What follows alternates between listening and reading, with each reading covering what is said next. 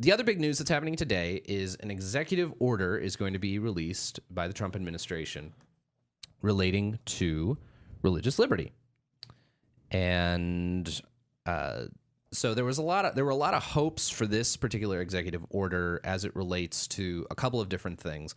Some of it sort of beyond Right to Life's of Central California's mission scope, things relating to gay marriage and providing relief to people who believe in traditional marriage, which, personally I think is a good thing to provide relief to people with traditional marriage beliefs, but that's neither here or there.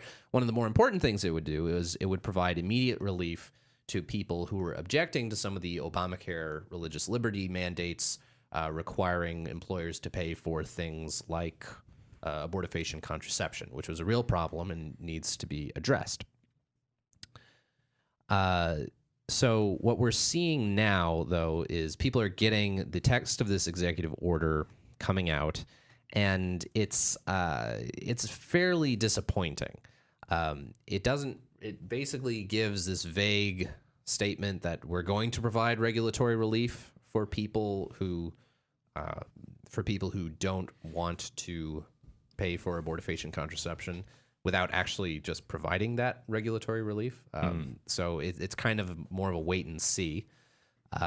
It makes some pledge about what's called the Johnson Amendment.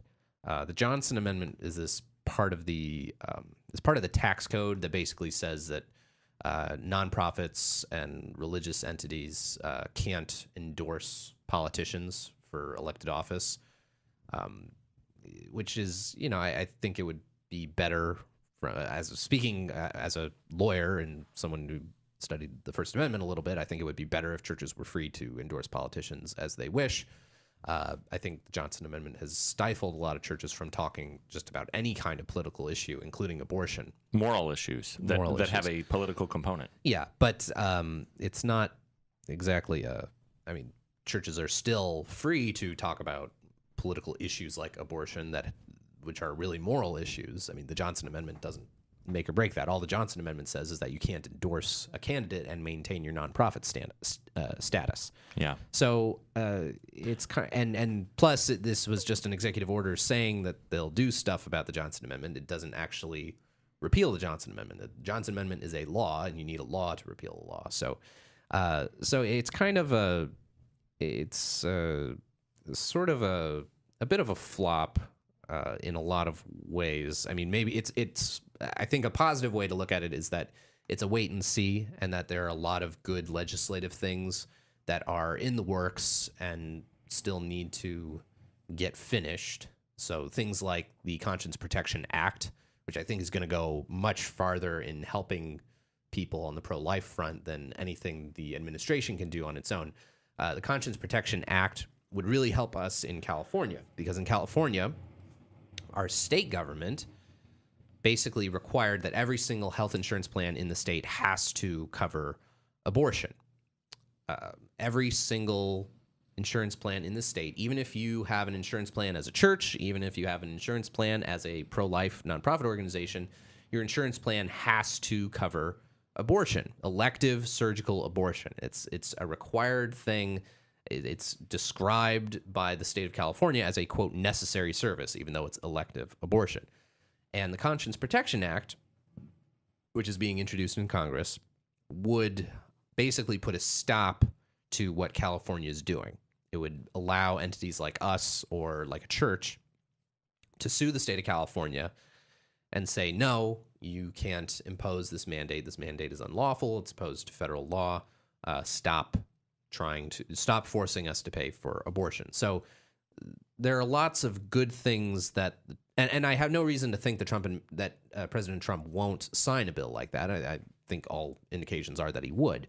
But this executive order that's been introduced today, it doesn't really go as far as I think a lot of pro-lifers were hoping, and as far as a lot of conservatives were hoping. So it's a bit of a disappointment, but it's still a pretty big day.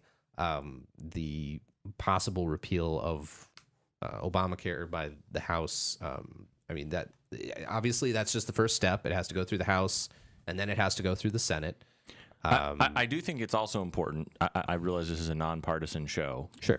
And I obviously think we should complain bitterly whenever we find that campaign promises are being either unfulfilled or being, weakly fulfilled. Sure. This order is kind of milquetoast. However, I think it also is important for us to remember that this does not occur in a vacuum, and that the absence of President Trump issuing this executive order would not have been nothing. It would have been the inverse from a President Hillary Clinton. That is true, and it is one of the things I think when you're faced with success, when you get so sick of winning that you can't stand it anymore, as Trump would say. Right. I think when you're faced with success, you forget to kind of count your blessings, and that is really true. I mean, everything Hillary Clinton stood for was basically everything to which we as Right to Life of Central California is opposed. On the abortion question, she was 180 degrees wrong. She would have given us a terrible Supreme Court justice. She would have, she would be doing nothing with Obamacare's expanding it. She would have expanded it. She would not be doing any of the stuff to limit the effect of its regulations that require people to pay for abortifacient contraception. Everything would have been worse on the pro-life front under a Hillary Clinton administration.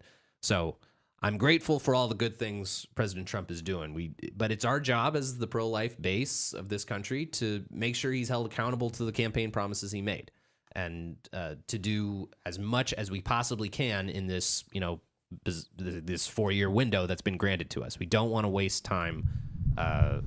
We got to get some stuff done in these 4 years.